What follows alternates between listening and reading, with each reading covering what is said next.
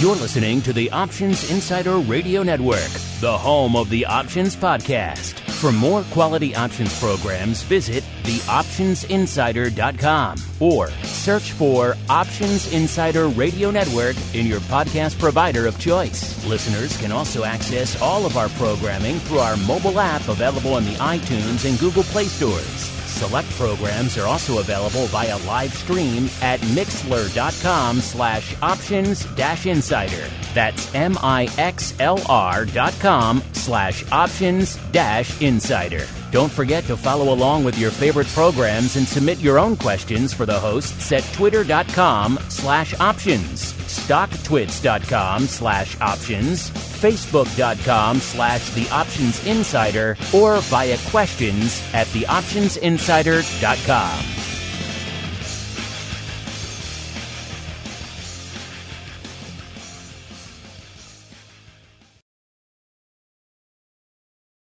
You wanted it, you got it. A radio program that helps teach you options trading inside and out, basic to complex. This is Options Bootcamp. Whether you want to learn how to protect your portfolio, generate income, or even become a master of volatility, the Options Bootcamp drill instructors will break it all down for you.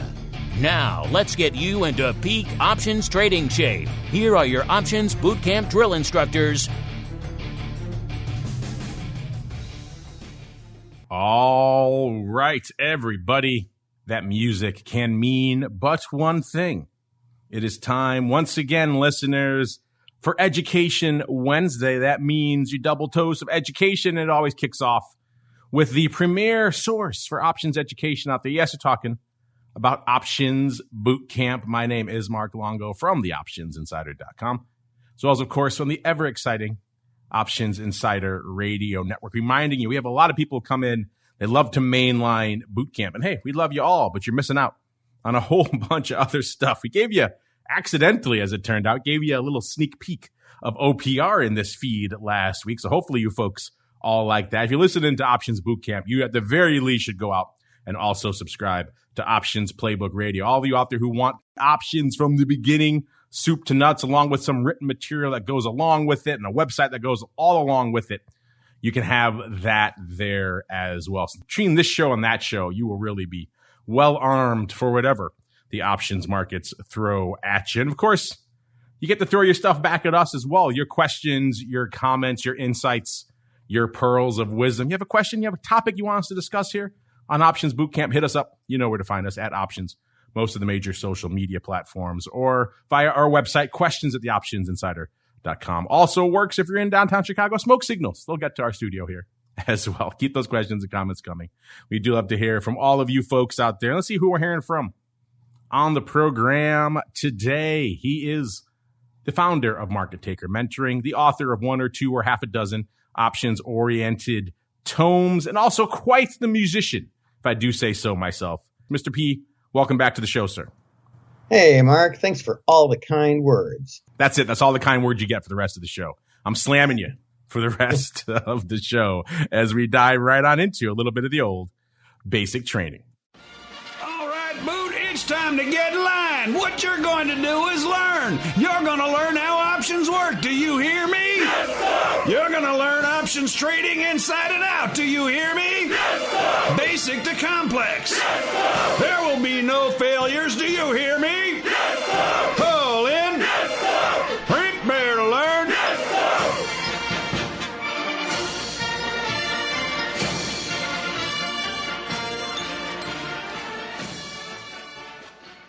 Oh, everybody, welcome to the basic training, the portion of the show we break down some basic options concept or strategy or technique and explain how you can utilize that in your own portfolio. Before we get to that, Mr. P, lots going on in the world of options, lots going on in the markets. We're seeing seemingly endless rallies punctuated by aggressive, maybe somewhat spooky sell-offs, then rallies again. Vol is coming in. Oh, there it goes back up again. Then it's coming back in again. So a lot of topsy-turviness, to coin a phrase here, has been going on in the markets since our last episode. Sir, what has been catching your eye out there in the overall markets and the options landscape and the volatility landscape since the last time we chatted, sir?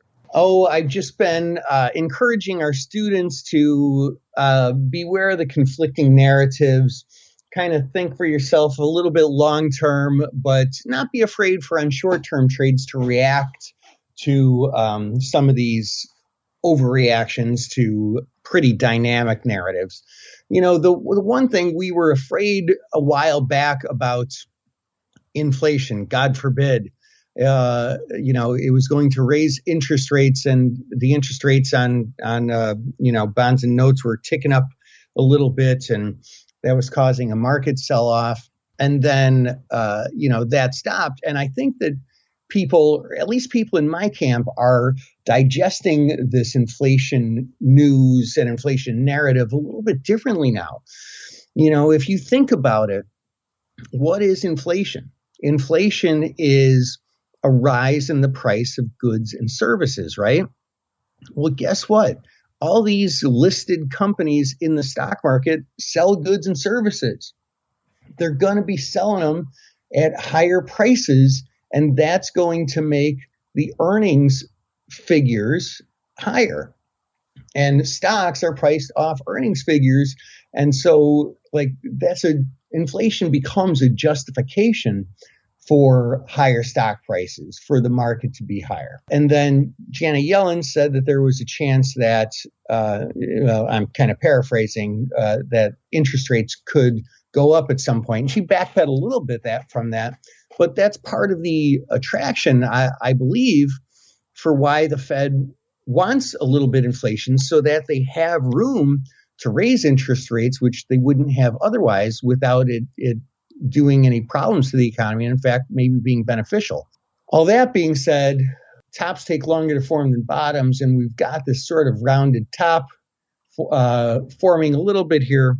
I guess for me, I see the possibility of stocks moving higher, but if there was a little bit of a pullback, I wouldn't be dreadfully surprised.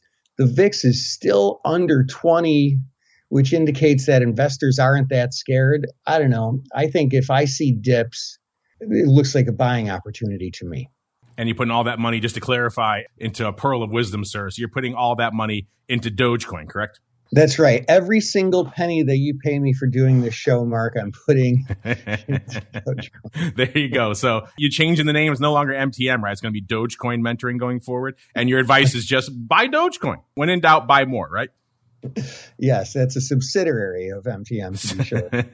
DM, Dogecoin Marketing, coming soon from the team at MTM. Well, let's get into some of the fun stuff we have going on today. Like you mentioned, Dan, we're kind of in this weird topsy-turvy area. Some folks think we're poised for a pullback. Other folks think we may have some rally ahead, which, of course, is what makes a market out there. These are times where you may be looking at some of your equity portfolio and saying, what can I do with this? What more can I do with this to eke a little bit of returns? Let's say we are in a bit of a kind of sideways market for a little bit. You want to just sit on that equity? You want to do something else with it? So this is a topic that has come up quite a bit on the network of late. I thought it'd be a good time to revisit it here on the show. We haven't really sunk our teeth into it in a while here on the show.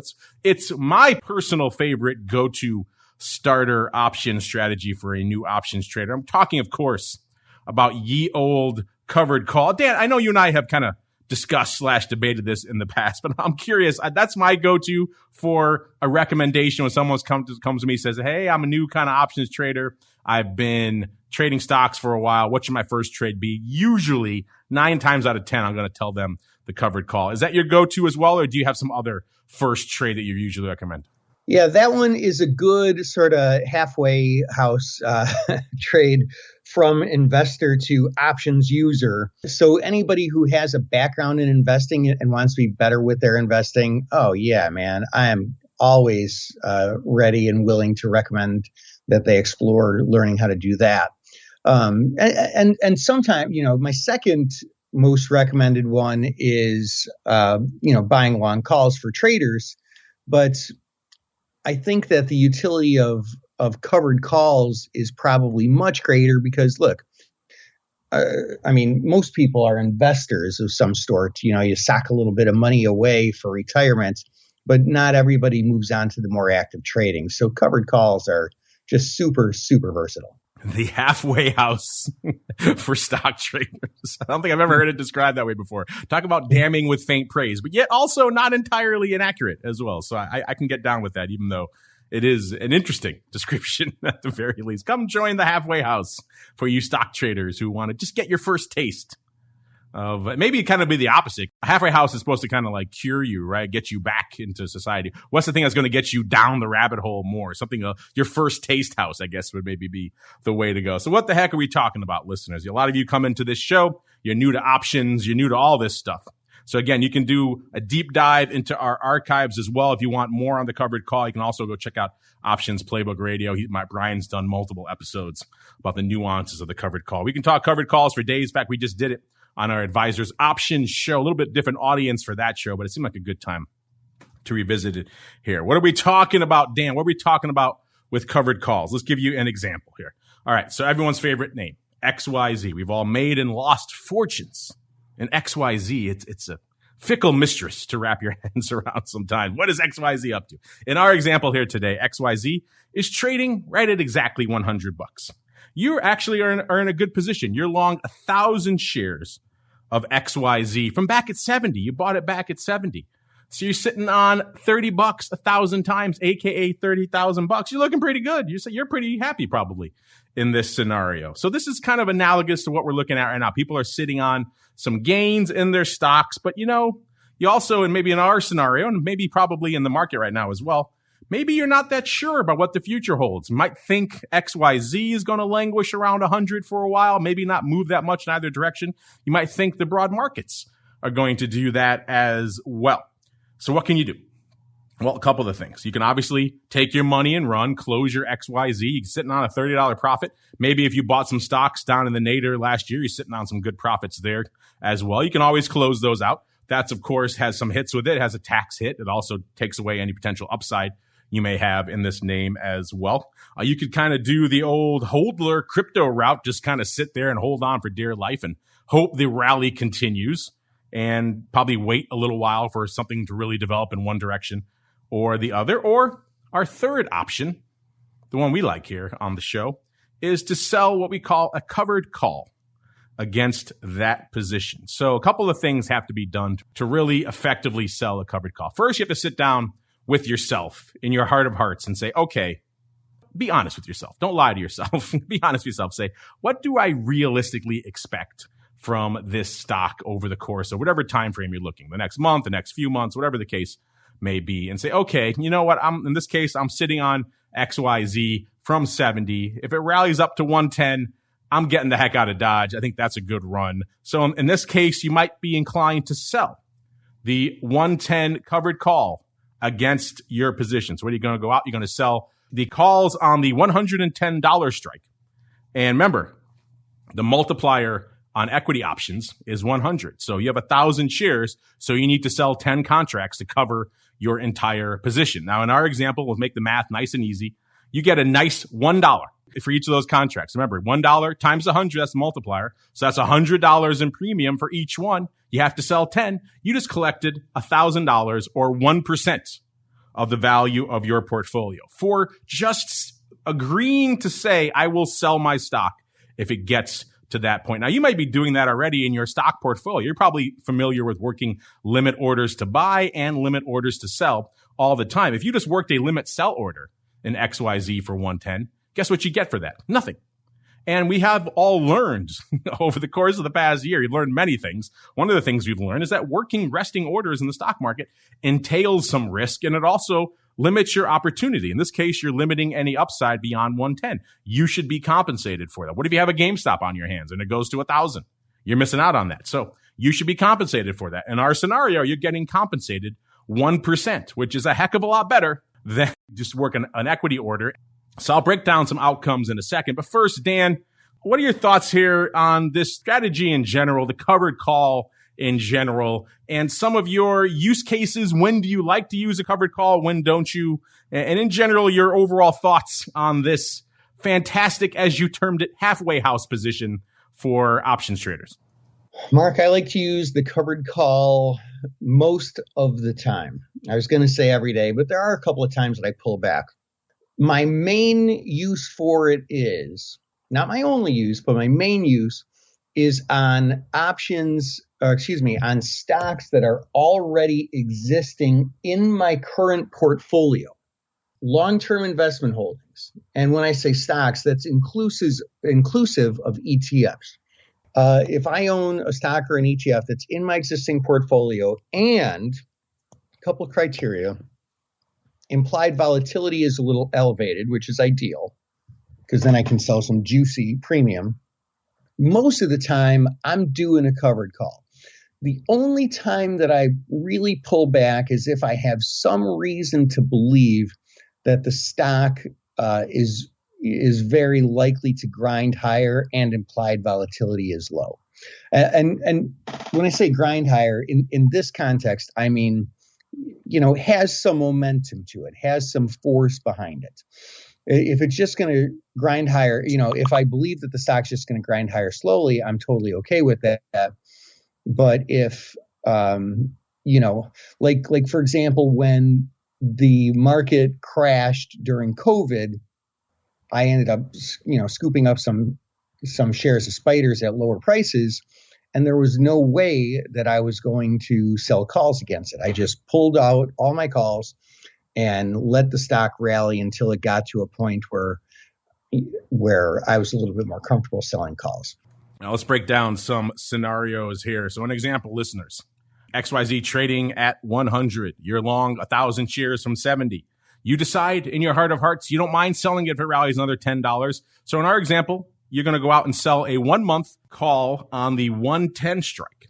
That means you agree to sell your stock anytime between now and that 1 month of expiration for 110. So obviously that's $10 above where it's trading right now. So you'd love to sell it there now. No one's going to exercise these calls on you right now. That'd be nice if they did. You'd say, thank you. That's a great gift. But if XYZ closes above 110 at expiration, now, of course, you have agreed to sell your stock at 110. So you are clipping your upside a little bit. So in that scenario, getting that $1 or $1,000 total when you factor in the multipliers, aka 1%.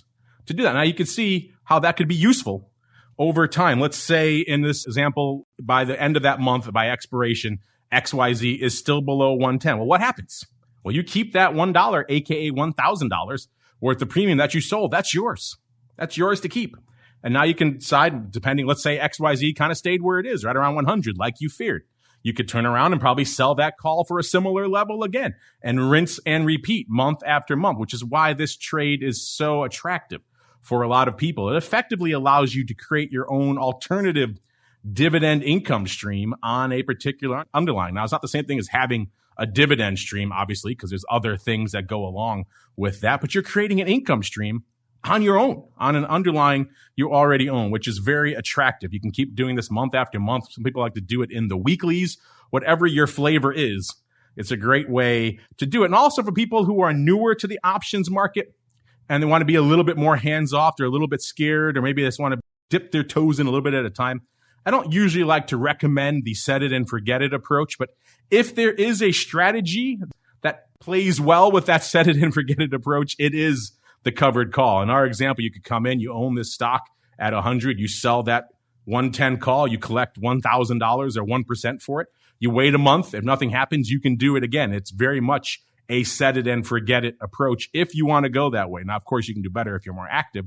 But for a lot of people who are busy, financial advisors and asset managers, they use a lot of covered calls. And they pretty much do it in that set it and forget it. Usually they'll go a little bit farther out, maybe sell the quarterlies instead.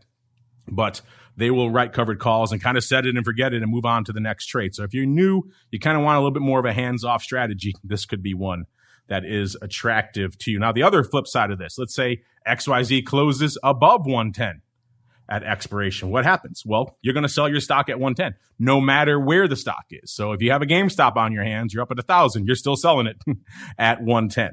Plus, remember, you collected an extra $1 to sell that option. So your effective price to sell it at is actually 111. It's 110 plus the $1 you collected for selling that call, which again, $11 above where the stock is trading right now. That's a nice little extra. So you can't really look askance at that. So a lot of different ways you could structure your covered call, the time horizon, all that kind of fun stuff. Dan, when you're setting up your covered call, like you said, you like to use it on longer term holdings in your portfolio that have had a little bit of elevated implied volatility. When you're doing a covered call, what's your optimal structure? Are you like a 1 month kind of guy? Are you out in the weeklies? You going quarterly? How are you typically setting them up? I'm typically in the shorter term horizons. Like, for example, in the spiders, where I'm very active in covered calls almost constantly. I keep that anywhere from 2 days to, if I'm beyond 7 days, I'm like, oh my God, this forever. That said, every once in a while, I will look to go out a little bit further. For example, I've been watching closely AT&T, and I've owned that for a while, and it's been paying a really good dividend relative to the stock price. But now the stock price is higher, so percentage-wise, the dividend's not as good. And I'm like, well, how do I get, quote, a bigger dividend, like you referenced earlier, Mark? And I've been looking at the covered calls, but that's a situation where the stock has been a little bit hot. So I'm watching it. I'm waiting for it to break out a little bit higher, because if it does break out a little bit higher, then the percentage I'm collecting for the dividend becomes not as worth it. I could probably employ that capital better somewhere else. And so, like you mentioned, set it and forget it. Then if I get filled on the call and I sell the stock, great. Now I freed up that capital to be able to put it to better use. And if I don't, then I just collected basically a double dividend payment. There you go. Something else to keep in mind, synthetically from a risk perspective, selling a covered call, the same thing as selling a short put. So if you're not comfortable selling puts out there, then you should also be a little leery selling covered calls as well. Obviously, people think of a covered call as a protective strategy. Obviously, for the reasons I just outlined, it really isn't. It can give you a little bit of an extra buffer to the downside. In our case, you get an extra $1 worth of juice. So if the stock drops $1, you're still breaking even because you collected $1 to write that covered call, but it's not exactly a protective strategy. Now, there are ways you can play with the covered call a bit, and there are a lot of different ways you can do. We'll hit on a couple very popular ones right now. First off, let's say you're selling a covered call in a name, but maybe you're not that sure that maybe you're not sitting on the next GameStop. So maybe I could argue in that case, maybe you shouldn't be selling the covered call at all. But if you want to get a little bit of income, but you're still not a little bit sure, maybe you want to sell a call vertical instead. So going back to our example, you sell the 110 call again for $1, but then you're a little worried. What if this thing starts trending north? You think if it gets well beyond 110, it might start trending north again, and you want to participate there again. So you turn around and you buy the 115 call, in our example, for 25 cents. So what have you done now? You've collected, first off, a net credit of 75 cents as opposed to $1. So your income dropping a little bit there. But on the plus side, if this stock rallies through 110, gets all the way to 115, and then keeps rallying, guess what? You're playing again beyond the 115 strike. So you're going to miss out between 110 and 115. You sold that spread for effectively 75 cents.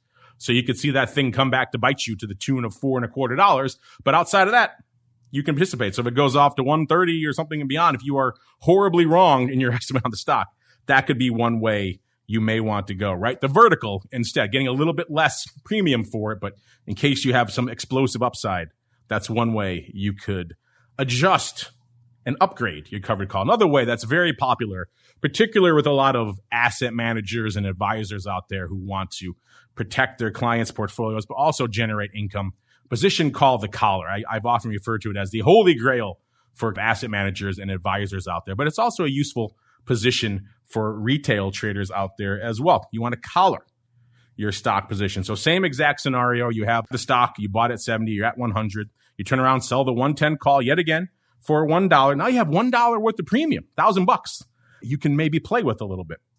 Rather than just keeping that premium and collecting a dividend, you can also put it to work for you. In our scenario, you could also buy some downside protection because you're a little bit concerned. What if this XYZ is a little bit frothy? The markets right now are a little bit frothy. Maybe you can argue a little bit top heavy. So if you're concerned about that, maybe a little bit of downside protection wouldn't be the worst thing. So in our example, you go out and find a put that also is trading for about $1. So that would be effectively, in our example, the 85 put. Because remember, you're not going to get the same level of protection. Puts are typically going to cost more than calls from an implied vol perspective in an equity like this. So you have to go a little bit farther out. So in our example, we've created what's called a zero cost collar. You have now sold a 110 call, so your upside is collared because you're not going to participate beyond the 110 strike. And to the downside, you've also limited your downside risk to the 85 strike. And the cost for that is nothing because you sold an option for $1, you bought an option for $1. So your net payments are zero. You're even on the trade, and you've collared your position. So if it goes above 110, you're out. If it goes below 85, you're protected there as well. So that's the way people like to use collars. There's a lot of different ways you can do collars. We gave you the zero cost example here because it's easy, but you could play with that. You can push the put out a bit, push the call forward a little bit, keep rolling the calls. And there's a lot of different ways you can play with the theta on the collar. Go back and check out some of our archives if you want to know more. In general, the collar is a great way to get some protection without having all of the outlay that you would if you're just out there buying these puts all the time. Another way to do it, take the collar, upgrade it yet again. So we call it the collar with a bit of a put kicker. So same exact example before, you sold the 110 call for $1. You're buying the 85 put also for $1. So you're kind of even there. Then you decide, you're not really that worried about a huge sell-off down to like 30 in XYZ, right? So you want to protect against a more near-term sell-off. So instead of just buying the 85 put, you buy the 85 put spread. You buy the 85 and you sell the 75 put, in our example, for $0.25. What does that do? First off, gets you a credit again. You're collecting 25 cents as opposed to nothing on this trade. So you get a little bit of income stream, not a ton, but a little bit. And then B, now in return for that credit, you've limited your downside protection to that 75 strike. So effectively, you bought a put spread. And so now you will participate. You'll be protected all the way down to the 75 strike. But then bets are off. You're participating again to the downside. So if XYZ is annihilated, then you will be feeling that below the 75 strike. So again, you only do this type of trade if you're concerned about very limited near-term downside and not a big sell-off. You can get even wilder and crazier with a strategy that my buddy Brian over there on OPR likes to call the fig leaf, talks about it all the time. It's effectively using stock substitution to swap that out for the underlying, take the underlying, sell it, swap it out for a long-term in-the-money covered call, at least 6 months, maybe a year or longer, and then turn around and write covered calls, really quasi-covered calls, AKA, that's why it's called the fig leaf. You're partially covered against that. It's a much more complicated strategy. We don't have time to get to it here. I encourage you to check out OPR if you want to learn more about that. That might be an interesting topic for an episode here again as well, Dan, the nuances of stock substitution. But I laid out a bunch of different ways you could play with the covered call. What are your thoughts on those, Dan? Any that you like, any that you don't like? And also, what are your thoughts on maybe a future episode on the whole fig leaf, the stock substitution with a quasi-covered call, sir? As far as the stock substitution, I do like those as well. And I've been trading one of those diagonal on QS because that is a stock that is on my short squeeze list. And just looking at it, I was thinking that there's a reasonable chance that it wasn't going to short squeeze in the immediate future. It seems like those things kind of get a little bit hot and cold. And so I bought a long-term call, but then I sold some shorter-term, higher volatility calls against it. And what that did is it just took in premium against that call that I own so that, after a few rounds of rolling and collecting these premiums, I own the call at an extremely low cost basis. And I bought, what was it? I mean, a few months out on that call. What do I got here? Yeah, it's the January. It's the Leaps calls. And I just been chipping away at the premium that I paid for it. And so it's been working out pretty darn nicely. It's down a little bit today, but that's okay. Anything I lost on Delta and Theta on it, I made more than that on selling option premium. So yeah, I love it in the right situation. Indeed. So let's do a quick recap here. Then our music means we're coming up against it for this episode. But stay tuned, listeners. One of the benefits of listening live, you don't have to wait another week. Episode 2 is coming hot on the heels of this one. But let's wrap up the covered call here. Again, you go back into our archives of Options Bootcamp, also Options Playbook Radio for many great discussions about covered calls. Also check out the most recent episode of the Advisor's Option, a deep dive into a firm that does nothing but covered calls and all the nuances therein. But a great way if you have an underlying you're sitting on right now, maybe you got some gains and you think it might be a little bit sideways for a little while, a great way to jazz up and drive some income from that. You can also upgrade it with covered call verticals. You can go the collar route or even the stock substitution / fig leaf with a quasi covered call route. A lot of different ways you can go with the covered call, but it's my preferred starter option strategy. I know it sounds for Dan. He's like a big fan of it as well. So if you're wondering how you should get your feet wet in these options things, you've been trading stock for a little bit, covered call could be a great way to go. Speaking of going, Dan, we got to get going. But before we go, if folks are intrigued by anything you're talking about, want to go check it out for themselves, where should they go? What should they do? Yeah, I have a kind of constantly running webinar on covered calls, and I actually break it down and make it extremely simple. I mean, for somebody who's never traded options before, you're instantly going to get what I'm talking about and be able, by the end of it, be able to take the next step and get started right away. And you can register for it at danpassarelli.com/webinar-reg-1. So Dan Passarelli, that's DANPassarelli.com/webinar-reg-1, and register for that. It's constantly running, and I think you'll really enjoy it. There you go. Check it out, and check us out next week on our next episode of Options Bootcamp. You're listening to the Options Insider Radio Network, the home of the Options Podcast. For more quality options programs, visit theoptionsinsider.com or search for Options Insider Radio Network in your podcast provider of choice. Listeners can also access all of our programming through our mobile app available in the iTunes and Google Play stores. Select programs are also available via live stream at mixlr.com/options-insider. That's mixlr.com/options-insider. Don't forget to follow along with your favorite programs and submit your own questions for the hosts at twitter.com/options, stocktwits.com/options, facebook.com/theoptionsinsider, or via questions at theoptionsinsider.com.